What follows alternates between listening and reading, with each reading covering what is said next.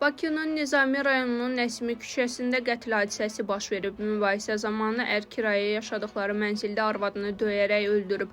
Hadisəni törədən şəxs polis əməkdaşları tərəfindən saxlanılıb. Faktla bağlı rayon prokurorluğunda cinayət işi açılıb, araşdırma aparılır.